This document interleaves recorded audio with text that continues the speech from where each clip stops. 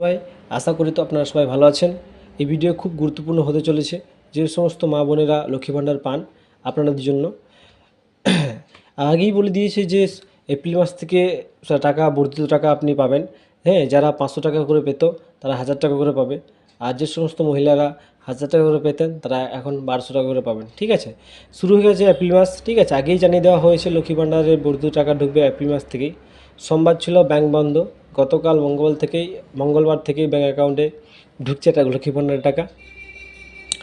কিন্তু আপনি কি লক্ষ্মী ভাণ্ডার টাকা পেয়েছেন? এটা সবারই আশঙ্কা আছে। আপনি লক্ষ্মী ভাণ্ডার টাকা পেয়েছেন, কীভাবে নিজের স্ট্যাটাস চেক করবেন?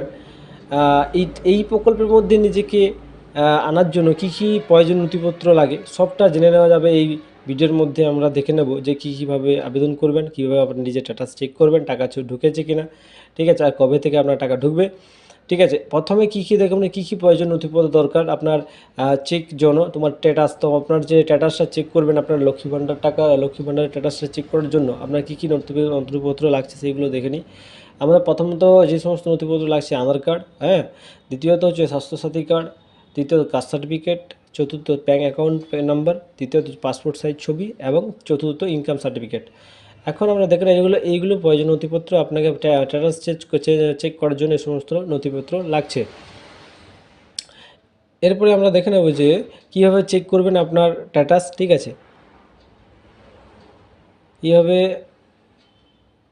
আপনার স্ট্যাটাসটা চেক করবেন। এই স্ট্যাটাস চেক করার জন্য যে সমস্ত নথি লাগবে সে প্রয়োজন সেগুলো আমি বললাম, কিন্তু কীভাবে স্ট্যাটাসটা চেক করবেন। ওকে, স্ট্যাটাস চেক করার জন্য বিভিন্নভাবে স্ট্যাটাস চেক করা যায়।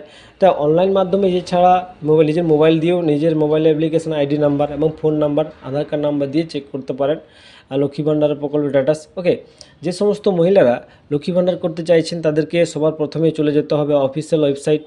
সেখানে অপশন পেয়ে যাবেন ট্র্যাক অ্যাপ্লিকেশান। হ্যাঁ, ঠিক আছে, যে সমস্ত মহিলারা বা যে সমস্ত বোন বা দিদিরা তোমরা যে চাইছো যে আমাদের অ্যাপ্লিকেশান আমরা নিজেরাই দেখতে পারি, তাহলে তোমাদের জন্য বলছি যে প্রথমে আমরা অফিসিয়াল ওয়েবসাইট, আমরা একটা ডিসক্রিপশানে ওয়েবসাইটে দিয়ে দেবো। সেই ওয়েবসাইটে প্রথমে কি বলা হচ্ছে এখানে যে অফিসিয়াল ওয়েবসাইটে সেখানে অপশানে গিয়ে পেয়ে যাবেন ট্র্যাক অ্যাপ্লিকেশানে যাবেন।